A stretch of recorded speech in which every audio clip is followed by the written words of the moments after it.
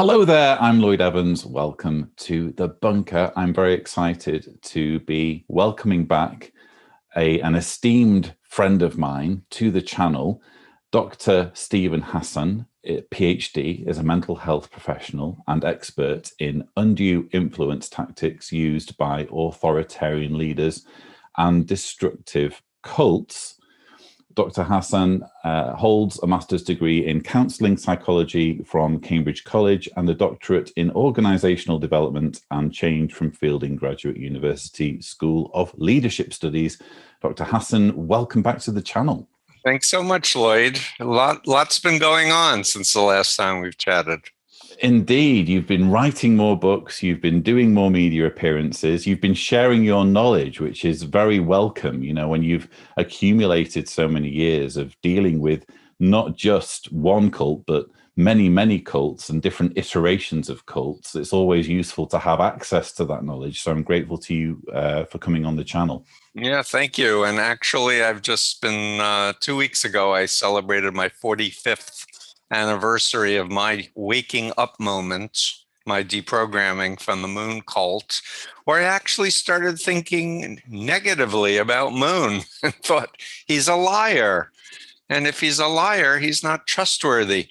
And if he's a liar and he's not trustworthy, how can he be a representative of God? And those three thoughts went blop, blop, blop, blop, blop, blop, blop, the whole fanatical commitment. I thought I was doing God's will. Indeed. And I was actually listening to your recent appearance on Leah Remini's and Mike Rinder's Fair Game podcast, in which you recount in quite some detail this deconversion process. And I wanted to ask you about that because it often seems, in my experience from speaking to many ex-cult members, that sometimes it's the most innocuous of situations that leads to one's awakening. In your case, do you think, if not for the road traffic accident, that you might still be a Moonie? Yes, I think I still would have been a Moonie if I hadn't been rescued by my family, but it was anything but an innocuous event. It was a near fatal van crash. Sure. And my family didn't know where I was for a year. So I surfaced with crutches and an inability to work for the cult until my innocuous is probably the wrong word, probably more unexpected. Unexpected, yes. It was one of the most terrifying experiences to wake up as you're careening into the back of a tractor trailer truck at 80 miles an hour and then being trapped in the wreckage for like a half an hour while the emergency crews and fire engines were hosing down the van because they thought it might blow up. And so it was pretty traumatic. But this predictably limited your mobility, allowing your family to mount an intervention. Yeah, it really was the perfect accident. And the funny story, the ironic story, the spiritual story, depending on your lens, was after some period of time afterward, I overheard my mom at a meeting saying, "Don't tell Steven, but I was praying for a year that he should have an accident and break his leg." And I was like, "Mom, what are you talking about?" I said, "God, just deliver him somehow, just a little accident so we can have him, so we can help him." And that's what happened. So some people choose to believe it was God's will, and some people seem to think it's confirmation bias after the fact. I don't care. I'm just glad to be out. And I'll add that I'm about to do an interview with a man who was in the Moon cult for 36 years, who's now speaking out. And to go back to your question of, do you think I could still be in the cult if my family hadn't intervened? And the answer is yes, I do. In fact, when I saw the January 6th failed insurrection attempt, I thought back to when I was in the Moonies and Moon said God wanted Nixon to be president, and we fasted for 3 days on the Capitol stairs. And And I later found out Moon's son, Sean Moon, was there with a busload of Moonies. This is the son of Moon with the bullets for the crown. And he was doing disinformation, claiming it was Antifa. So anyway, just knowing the Moonies are still involved in right-wing politics so deeply. And there was recently a 3-hour virtual conference that Mrs. Moon held with Mike Pence and Pompeo, Newt Gingrich, and a whole bunch of others. That makes my work even more important right now, I think. Well, if not for the timing of your intervention, perhaps you'd have been storming the Capitol with face paint and a bison outfit. Who knows? No, I wouldn't have done the shaman look of Jacob Chansley, but I certainly would have been a Moonie doing what I was told to do, because that's what I was trained to not doubt for a minute. I have one more very interesting factoid that your listeners may appreciate. For those familiar with combating cult mind control in my story, I talk about the single most important event that programmed phobias in my mind was being brought to see the Exorcist movie, and then being brought up to hear Moon give a lecture how God made the Exorcist movie. And from that point on, I was afraid that demons were invading my mind whenever I had a doubt. Well, I just found out this week that the person who wrote the Exorcist book and supervised it was a former CIA agent. Interesting. Isn't that interesting? A little mind control. And there was subliminals in that movie in 1974 of images of the devil that were not consciously visible. Do you think those weird sorts of subliminals can impact people's actual behavior, though? Yes, absolutely. Okay. I think the science is clear. Recently, when I say recently, in the past 6 months, a neuroscientist who's been researching hypnosis and its effects on the brain is now in touch with me, and we're going to do research together. And it's clear that you can affect people's emotional reactions unconsciously by showing subliminal visuals. So what would happen if there were a depiction of Satan kind of on a subconscious level in imagery? What would that do to someone to have an image of Satan?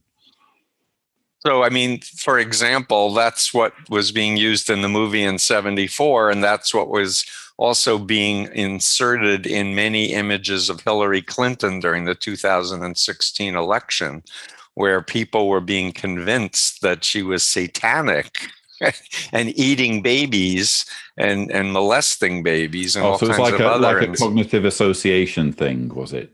But it's not so conscious. It's you distrust her or whoever the target is, that you have strong feelings, as one would have towards one's belief of the devil, and so it would be an irrational, belief operating unconsciously that would affect your behavior. Sure. Fascinating stuff. I honestly don't know that much about subliminal imagery. I mean, the term gets coined quite a lot among ex-Jehovah's Witnesses, but I'm not convinced it's always coined accurately, because they tend to bring forward imagery that's clearly not subliminal, in that you can consciously identify it as being something. Right. And the way my reasoning works is, well, it's if you're conscious of the fact that it looks like this, then by definition it's not subliminal. Right. Except I would say my thoughts on this, Lloyd, is if you think of a bell-shaped curve, which is how science often does statistics, there are people who are going to be very, very responsive. There'll be some that aren't at all. And then most people are in the middle. And so you might have 2/3 not consciously seeing the image and 1/3 seeing the image. But the main point for me is that it's not obvious. It's not a frontal image. It's something that's flashed very quickly. outside of the normal realm of awareness. Okay, fair enough. I've been asked by my patrons to bring you on the channel to discuss the bite model, which, you know, if you follow not just myself, but other cult activists, it's become almost part of the furniture now by this point in how we define cults and how we come to grips with the various mechanics behind manipulation and mind control. Obviously, BITE stands for behavior control, information control, thought control, and emotional control. Could you just kind of help us identify how the BITE model relates to Jehovah's Witnesses? Sure. I'm going to take liberties and just bring up a graphic. It's on my Sure. Freedom of Mind website. It's in And my we will books. show this. We will show this on the video so that you don't have to hold it up. So you can have ethical cults that you know what you're getting into, and destructive authoritarian cults. And the more BITE variables, the more destructive or authoritarian the group is. And I would also like to take a minute before I delve in and say that for the past several years, I've been doing this doctoral research, which I've now completed. And I did two quantitative studies on my BITE model of authoritarian control. So for each variable, like controlling your physical reality or controlling sleep, I turned it into a Likert scale of never to always. And we had over 1,400 people responding. I think a big chunk are ex-JWs and former Mormons as well. But the point is we came up with very high control factor analysis for the BITE model. Some of the variables were deemed more important than others. In other words, if you have some of the fewer factors, those are the key ones to determine whether a group is an authoritarian cult or not, and doing mind control. But another key point about it before I delve in is also the notion that there's a dissociative quality to mind control, which is like, for example, Steve Hassan before the Moonies, and then when I became a Moonie, I was a different Steve Hassan. I had different beliefs, different language, different clothing, different hairstyle, different foods, everything. And so the notion is that mind control doesn't erase who you are, it just suppresses who you are. And in the case like the Jehovah's Witnesses, where people are born in it, some people are much more acutely aware, even as children, that they're not allowed to be themselves, especially if they're gay, but especially if they're just, not into it, where they can see the lies, or they can see the deliberate fear manipulation or the hypocrisies. And they never want to believe it. So they're rebelling. They have to behave a certain way, otherwise they'll be corporally punished, which is one of the BITE model attributes. Because a cult wants dependence and obedience. They do not want people who are thinking adults, who can use their conscience, use their critical thinking, have analytic skills. They want people to have blind faith and follow. Sure. Well, it's all about control, isn't it? And Exactly. this is one of the things that becomes very quickly apparent when you compare different groups. You were recently again on the Fair Game podcast, and Scientology strikes me as being a very money-oriented cult. You know, they want to make money very, very unashamedly from people who start to get interested in that group, whereas a group like Jehovah's Witnesses isn't really chasing people for money so much. It's really more about literally the control. Right. And, when you have this playbook of how to manipulate someone that works in almost any context, of course, groups are going to either deliberately use those tactics or organically fall on them. Would that be fair? Yeah, no, exactly. So, healthy developmental psychology, parents need to control their infants. They need to take care of them. But healthy parents have a mind that they want their child to be their true selves and to grow up and individuate, become an adult, and be functioning and be able to earn a living and do fulfilling work. That's healthy parenting. But destructive cult parenting is really loyalty to the group or the people perceived to be the governing body or the prophet or whoever is at the top of the pyramid, where it really doesn't matter what you want as much as what the group wants or what the group seeks. And I can say in my 45 years, it comes down to power, money, or sex, or all three.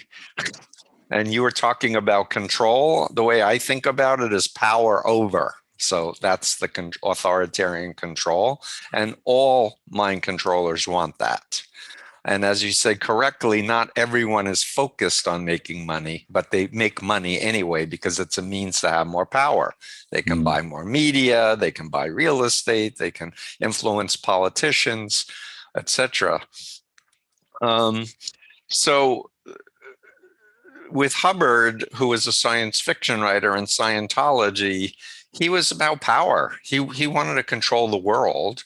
But in the meantime, he wanted to make as much money as possible. So the appeal to people in Scientology was more, be powerful, learn how to communicate, learn how to make more money, in your career or something. And you can get people off of drugs and fight the corrupt psychiatrists and system of the world.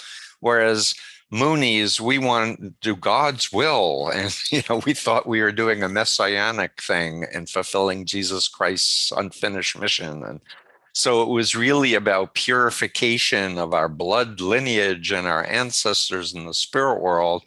But if you go back a little bit and look at, Moon's mansions and yachts and airplanes and everything else. There was a lot of money involved with that too. And he was sleeping with a lot of his followers. So the sex part was in there as well. Sure. You mentioned that you did this, you were able, presumably pursuing your PhD, I think you mentioned in the Fair Game podcast, has very much been prompted by your desire to apply the bite model in a more academically rigorous way. And presumably this study is one way that you've been able to do that. So you mentioned 1,400 took part. Were you able in any way to parse those different groups and notice any fluctuations in different elements of the bite model being used in different groups? Yes, but let me just quickly tell the backstory. About 5 years ago, I realized after 40 years of activism, nothing was changing. And I came to the realization that part of the problem was the law itself had a out-of-date model of the human mind and the human experience. It did not appreciate social psychology. It did not understand neuroscience. And so it's been a slippery slope of one person's cult is another person's religion, etc., with the exception of trafficking, which talks about fraud, force, and coercion. And so essentially in my dissertation, I took Lifton's model, which was helpful in my deprogramming, the Chinese communist brainwashing model, Singer's model, which was based on Chinese communists, Shine's model. Then I connected the dots with what is already undue influence law with elderly, protecting elderly who are trying to get their money and property and disinherit their rightful heirs. But what the big thing is that I did this quantitative study. It's the first scientific study that was peer reviewed, and the statistics where it says, hey, people, we can go before a judge and jury and show why this is undue influence. And so it's very exciting. A bunch of lawyers are reading it. The Department of Labor for the United States government, in terms of labor trafficking, is now using my BITE model. I've been talked to about using it in terms of helping people with extremist groups. So we're hoping this will be useful in courts of law to say, you know what? This group says it's a religion, fine, but is it giving informed consent when it's recruiting? Or are they withholding vital information, distorting it, or telling outright lies? And one of the things I learned in 1989 when I was first approached by Randy Waters, a former Bethel elder, who said, read your book, underlined the whole thing. How come you didn't mention the Jehovah's Witnesses? My response was, why? Are they, are they bad? And he was like, oh my God, you described my entire experience. And I said, teach me. He said, come to LA and I'll let you talk to other former elders and we'll teach you. And that was beginning of my education about the Jehovah's Witnesses. And one of the things I learned early on was they had their own version of the Bible, the New World Translation, that nobody accepts as legitimate. But when they're going door to door, they don't say, by the way, you want to study the Bible? No Christian theologian or Jewish theologian thinks this is legitimate. Let's study. No one would get involved at all, right? And so it comes back to human rights, and you need to be able to have your own conscience. You need to have informed consent. You need to have freedom to leave without threats or fear or harassment. The whole shunning, disfellowshipping thing, I think it's only a matter of time before we show the harm and the discriminatory nature of that. Because it's a fundamental violation of human rights, but it's also a fundamental violation, in my opinion, of religion. Like, religion is not, in my opinion, I'm not an atheist, about coercion. It can be used to coerce people, as we know, with the Jehovah's Witnesses, the Moonies, Scientology, etc. But if it's love-based, if it's helping you to grow, if it's helping you connect with other people, if it's supporting your functionality in the world, then why not it would be part of a spiritual community? It's my point of view. Yeah, that's fair enough. Obviously, I encourage a broad range of views on my channel, and I know it's not yours. You know, I'm an atheist, but that I obviously have many friends who are believers. My whole take on the religion thing, though, and I take on board what you're saying, and I do think that everyone has the right to embrace views that give them comfort. It's just that my experience is that in many cases, what religion does is it says, well, we can't necessarily convince adults in all cases, so let's get the adults to convince the children on our behalf. And where it might become a little bit unethical is where children are being raised with beliefs that they have no means of testing against reality, and they're not necessarily beliefs that are pitched as beliefs, but they're pitched as facts, as hard facts about the universe.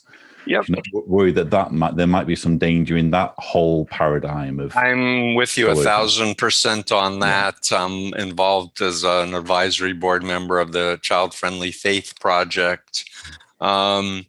And my goal is to try to make the planet healthier and better, and not to create more division or accuse anybody. But, former members have a lot to share. And the first step in getting away from whatever authoritarian group, like the Watchtower Society, is getting your head together and then helping your loved ones to the extent that you can, and then thinking about how to help use your story to destigmatize the whole phenomenon with others. And there are, many cults and state actors that want to keep the public confused and ignorant, and try to make, straw man arguments that things like mind control is 100% effective on 100% of the people forever. And see, people are leaving a cult after 50 years. That proves it's not mind control. Like, BS. We never said it was 100% of anything. And it doesn't work on everybody. As a Mooney recruiter, there's only a small percentage of people that actually came to the free lecture, came to the 3-day workshop or the 7-day workshop, and there was a drop-off rate all along the way. But we have to do more to help children and provide healthy alternatives. I just did a blog and interview with a young man who was raised in a Jewish ultra-Orthodox Hasidic community in New York, where he didn't know English. He only spoke Yiddish. He didn't know science. He didn't know math. And he now has a nonprofit to try to force state mandated educational requirements on these religious communities. They won't like that. And there was just an article about how 500,000 of these ultra Orthodox are going to support Andrew Yang for mayor if he leaves off any pressure to change the yeshivas. And that's the corruption is disgusting. Just going back to your quantitative study, I'm anxious to find out a bit more about it, obviously, as a layperson. Sure. But you mentioned that there were, there might have been subtle differences from one group to the next. I'm also interested to know whether there was like a control whereby, people were asked about a group that kind of could be objectively identified as not a cult, so that we could see the contrast between groups that are ethical and groups that are unethical. Did that show up in the study? Yes, we did include non-authoritarian things. And there were people who were, we asked everybody to do it, not just former members. But in terms of the completion rates, they turned out to be, I don't know, I'm going to pull a number out of my memory, about 90% were former cult members. There is a real difference between people who were raised in a cult versus people like myself, who was recruited at age 19, who had a life before and an identity before and a life to come out to. Versus the detrimental effects on people who are raised in it and whose family and friends and livelihood is associated with staying in the cult group. So obviously there's a lot more harm to that. Two critical variables stood out in the end: the deceptive recruitment and lying. If you were born in it, just the lying from the hierarchy, where they're trying to undermine your own critical thinking, access to critical facts or former members. And then the other thing is exiting. How easy is it for people to exit?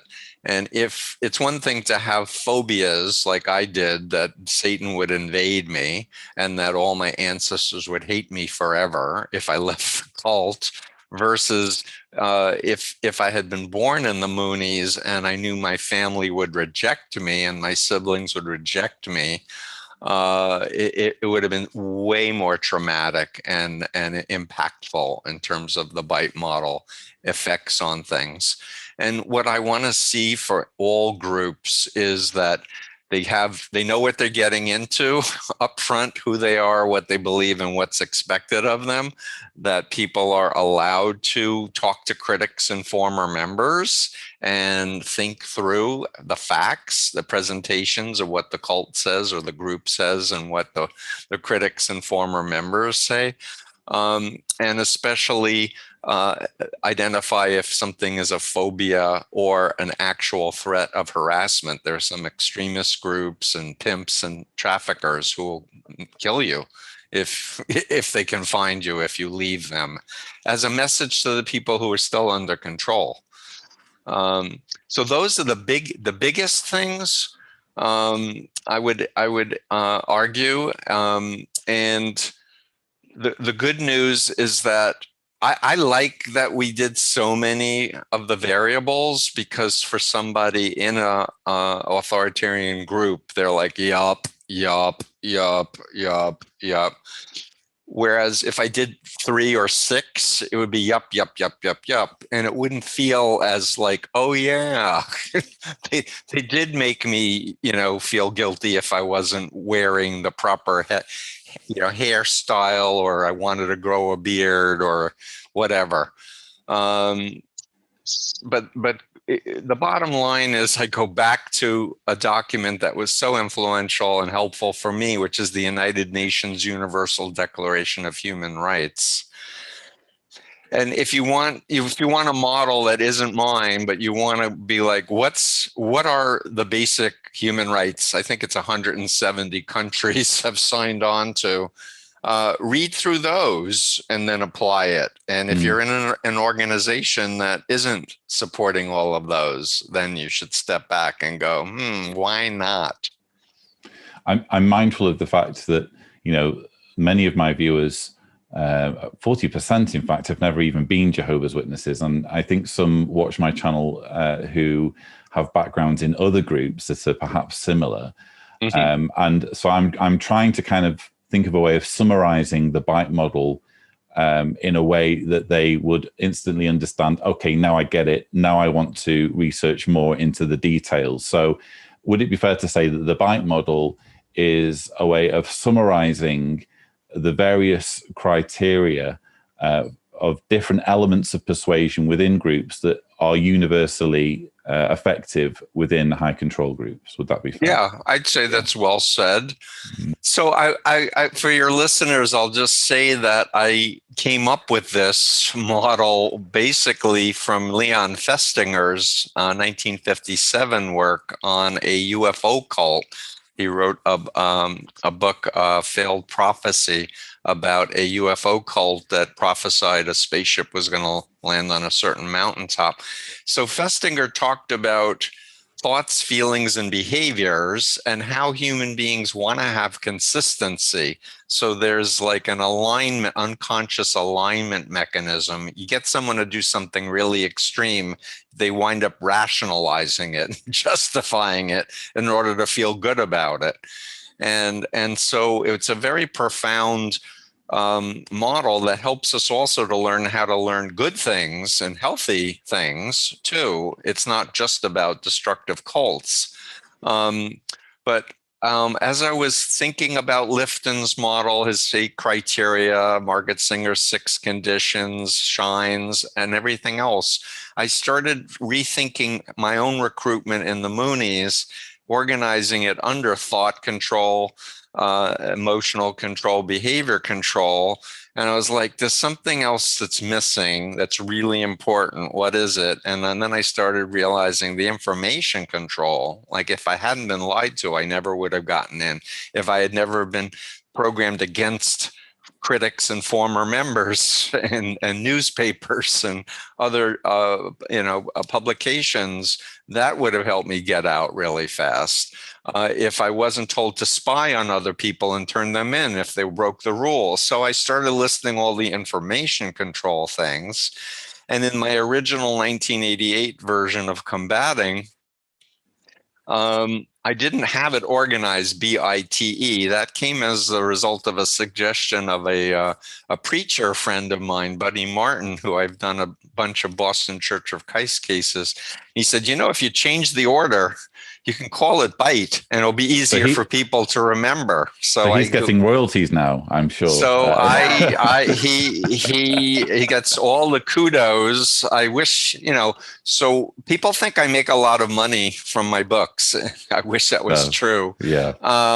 As a writer, I know how it works. You don't get that much money. Yeah. Right. So but the important thing is it's an easy way to think about any relationship or group, if to look at the variables. And it's that in the context of the influence continuum that makes it really functional. And I'll add, in my work helping people recover from destructive cults, one of the crucial elements is people need to be able to trust their ability to discern in the future, whatever group or relationship they're in.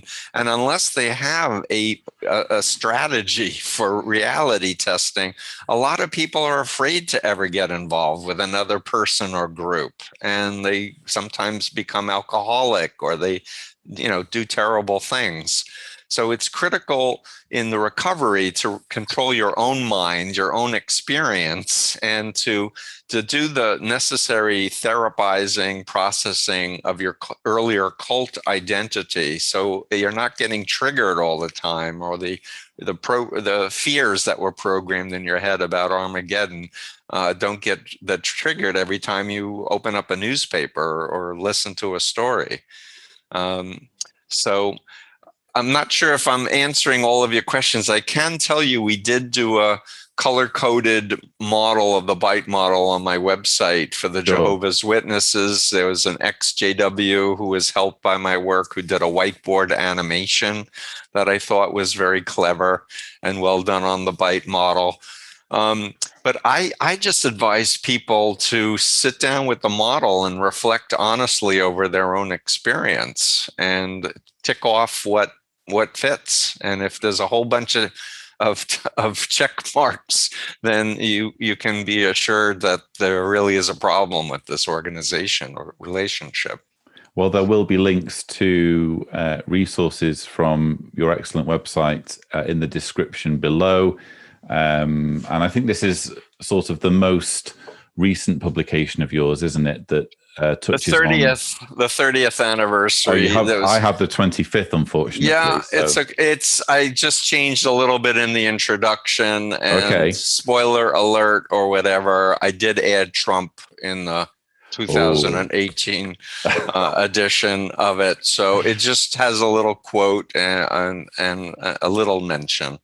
Well, I think the whole Trump thing, we were saying off air that, you know, people don't like the fact that you wrote a book called The Cult of Trump. But would it be fair to say that the rise of Trump has helped to highlight how universal some of these cult manipulation tactics can be and how they can be deployed in almost any setting?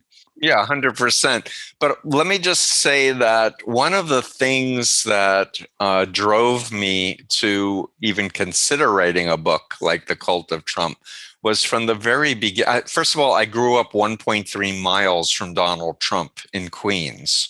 So, you know, he talks a lot about coming from Queens, and it's like, I know the mindset. Thank you very much. But the thing that got me initially with Trump was he had all the qualities of malignant narcissism of other cult leaders. So I was being asked, even before the election of 2016, about these qualities of, you know, grandiosity, self-entitlement, need for admiration, lack of empathy. And then, of course, the pathological lying, thinking they're above the law, and sadism and paranoia. So that was an easy one to say, okay, because cults often have totalist cult leaders. Not all cults, destructive cults, in my opinion, need to have a leader. They can be an ideological cult as well, following a book that had been written even hundreds of years ago. Or some scriptures hundreds of years ago. But back to the thesis, when I started looking into it, I realized there were authoritarian cults who were influencing Trump and who were bringing their base to follow Trump.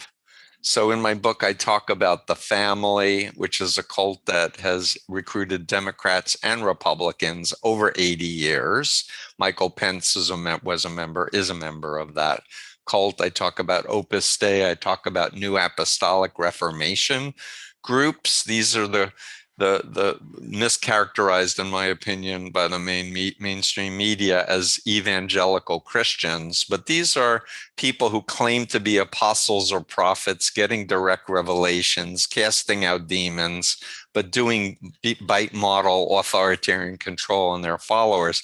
And it's the followers following their apostle or their prophet that were following Trump or voting the way or doing whatever actions they wanted to do.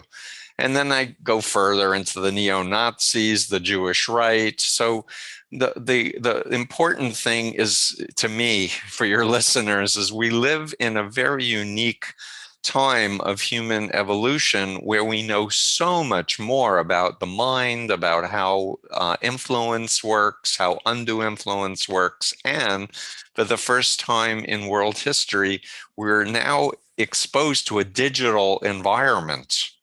You know, earlier we were on the savannas, we were farming, we were hunting, gathering, but now we're online, and this is new to our brains.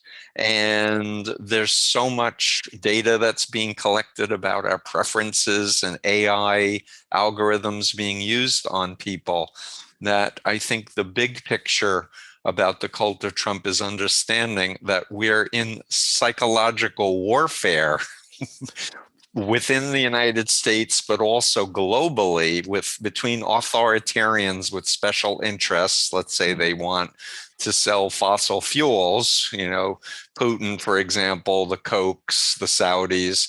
So they want to keep creating whatever they can do to make global climate change a hoax, or to minimize any legislation because it'll affect their bottom line.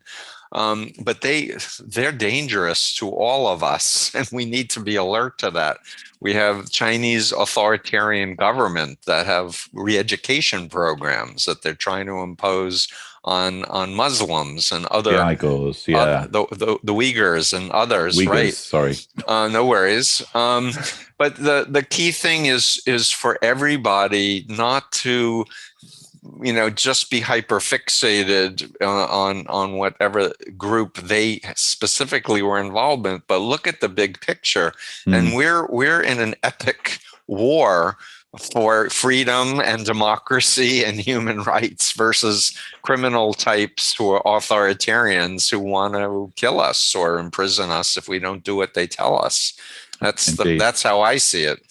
It feels to me as though, I mean, you mentioned earlier about how, you know, the law is out of date.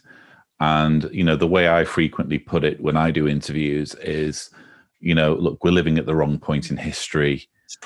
People just do not understand, you know, what forces are being exerted and what damage groups like Jehovah's Witnesses are doing. And, you know, governments are behind the curve in even beginning to contemplate what these groups are up to. And it feels as though, you know, part of the problem is kind of at an academic level. Let me just highlight one example of this, which was someone who called in recently. I do voicemails. I let my viewers call in with voicemails.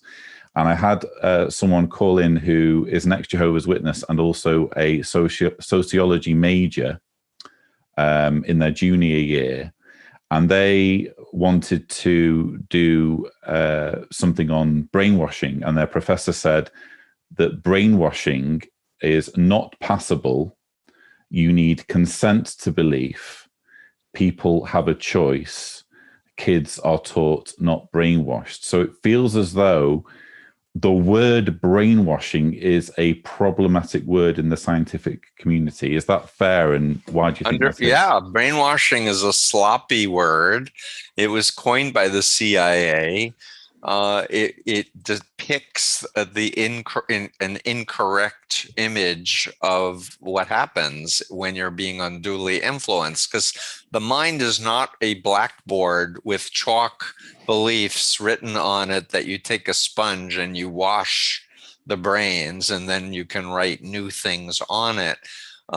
We have neurons. That's how we, store information, memories, etc. And depending on neuronal networked connections, you can hack someone's mind and make them believe, especially use of altered states of consciousness techniques like hypnosis.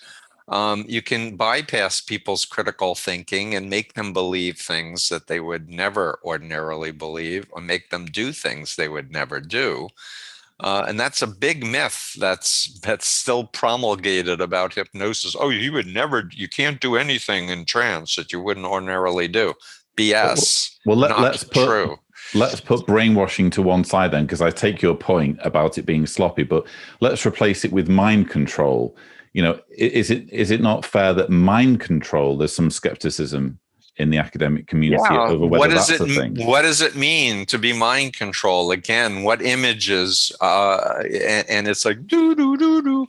But For me, I've lived this, and I've worked with thousands of people who've been harmed.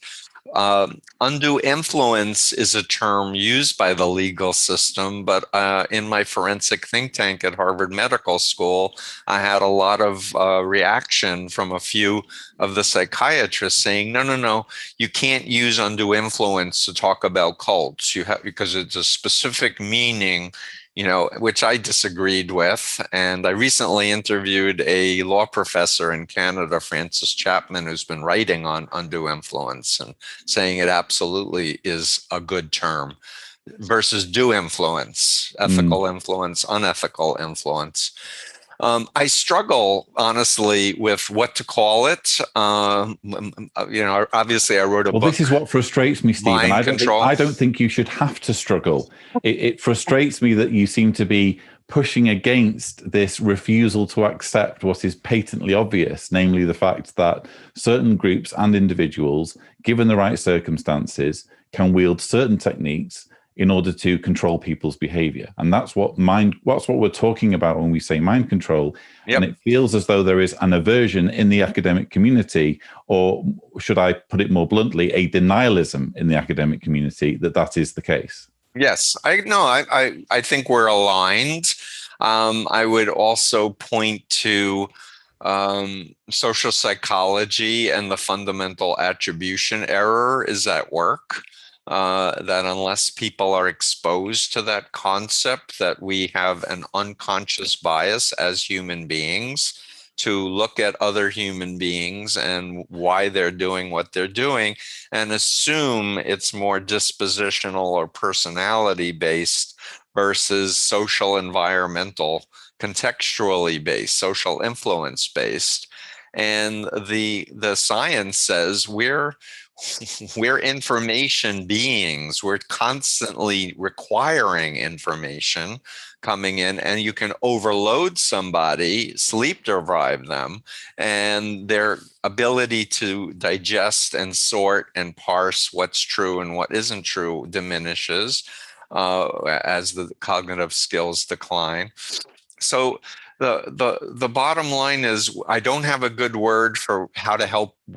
What's a better word than deprogram? I hate the word deprogramming, but I've had to use it because that's what the media uses to describe a deconversion effort, or because for me it's not deconverting, it's more empowering people to think for themselves. That's the frame that fits for me as a former cult member.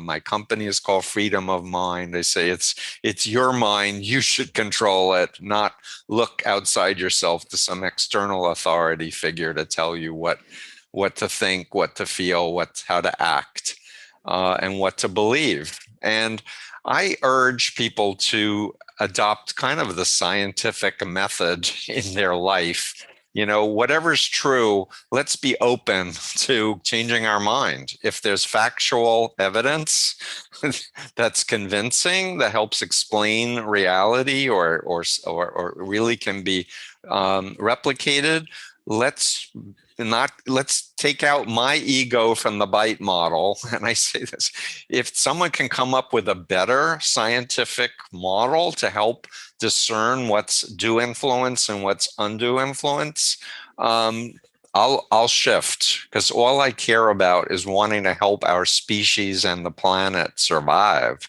at this point. Do you think, I'm going to throw something at you now that you might not like, but here goes. Do you think it's possible that one of the reasons why there is so much denialism in the academic community is because many religions teach us that we are more than simply humans. We are elevated beings made in the image of God.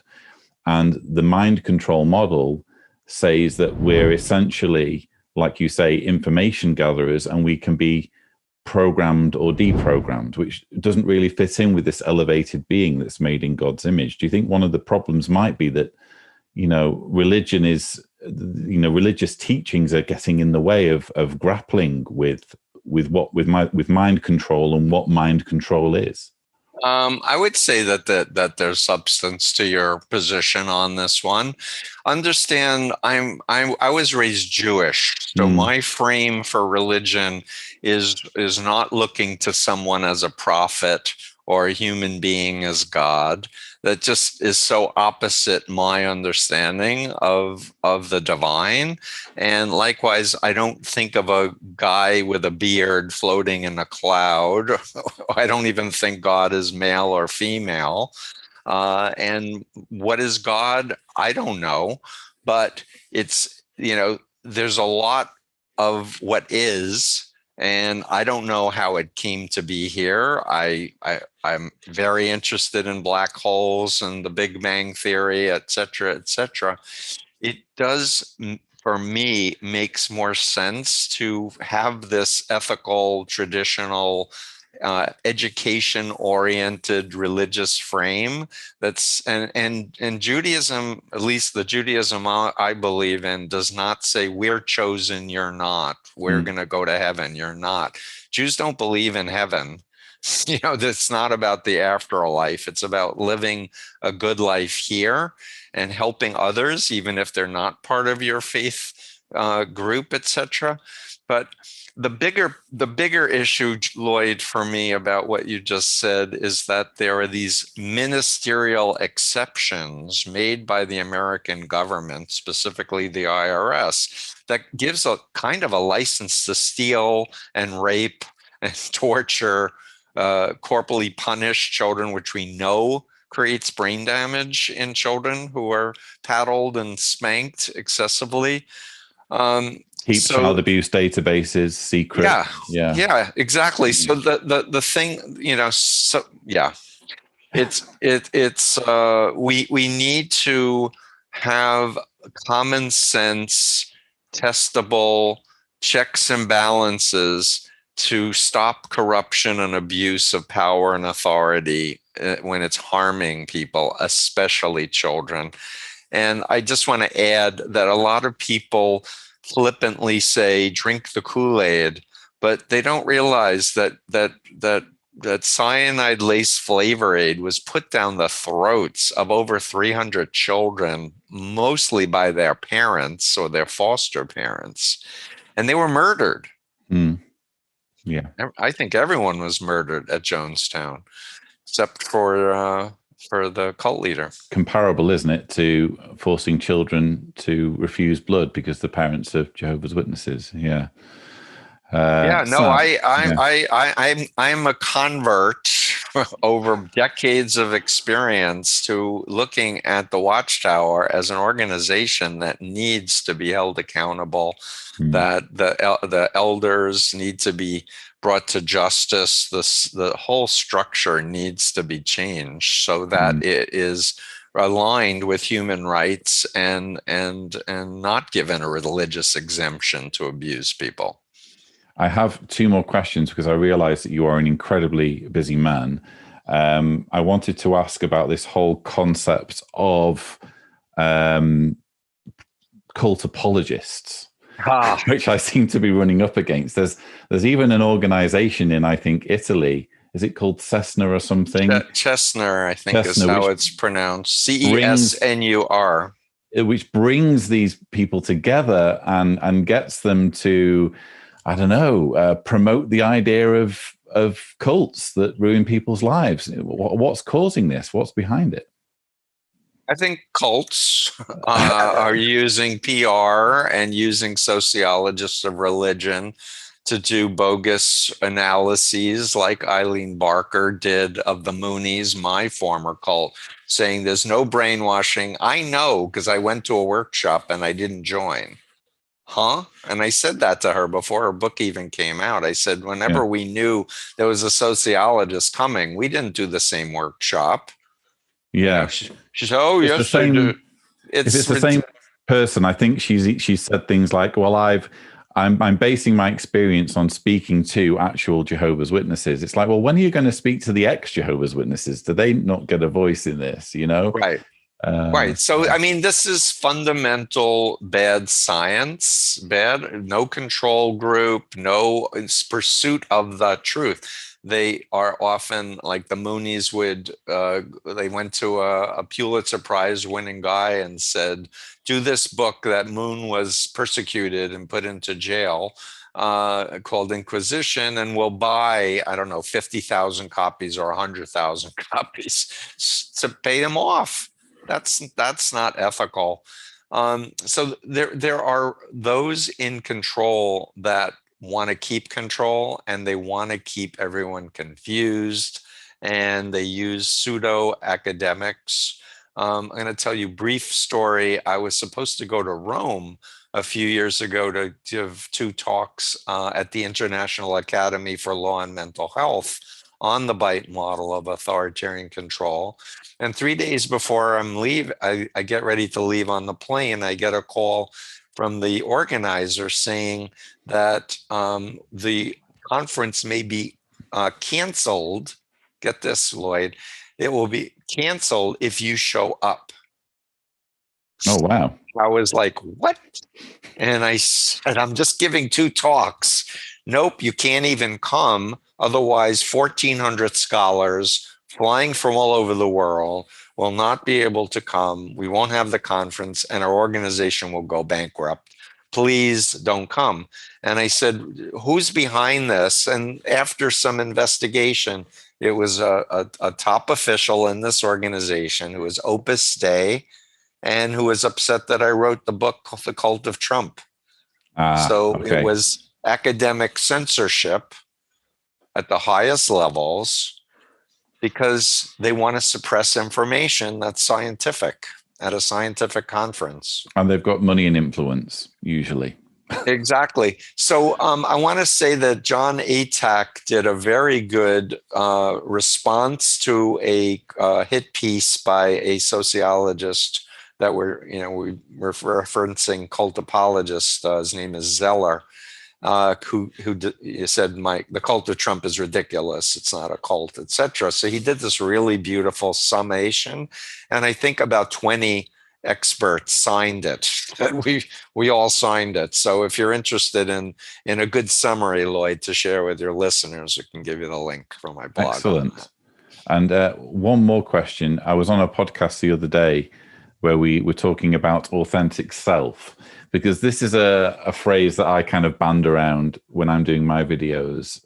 It's almost become part of our lexicon now, where we say, what you want to do is get back to your authentic self. But of course, in a vast majority of cases, not necessarily a majority, but in many cases, like my own case, we weren't recruited into the organization. We were raised in it. It's all we've ever known is this religion. And it seems almost, subjective to suggest that there is this authentic self. Is it not simply a case of trying to reach a point where you are no longer controlled by corrupt, by high control groups, rather than trying to kind of create this version of yourself that would have existed if the cult had never existed? Because the way I see it is, I am who I am because of my experience with Jehovah's Witnesses, for good or for bad. And if I hadn't had that experience, I would not be who I am today. Yep. Yeah. So let me just state categorically that all models are wrong, including mine. They all make an attempt to explain reality, but they're just models. And as we mature and grow and learn more, we should be more expansive. But understand, any model that's too simplistic is really missing the complexity and nuances of things. That said, I've had the experience of working with many different cults where people were raised and born in it. And my experience when I ask people questions like, when do you feel the most you? And people stop and think about it.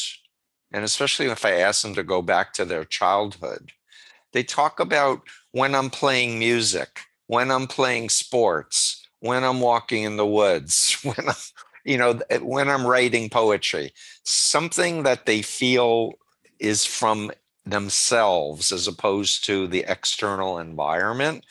And I encourage people to explore if they had been born in a healthy world, in a healthy family, in a healthy religious environment or atheistic environment, what comes up for them that would truly be fulfilling? And when I say fulfilling, I don't mean happy. I mean fulfilling, because and people will come up with something that isn't coming from me, that feels to them like it's coming organically from their DNA. And that, especially with people who are on the spectrum, people who are gay and raised in homophobic, cults that have no sophistication with understanding psychological constructs and mental illness.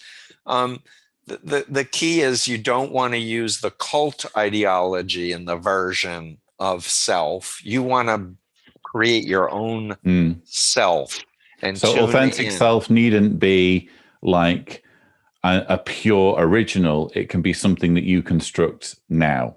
Right. And I will tell you, there are many people who were raised in destructive authoritarian families, where their parents fought. One was a drug addict. They were corporally beaten. They were molested and not protected.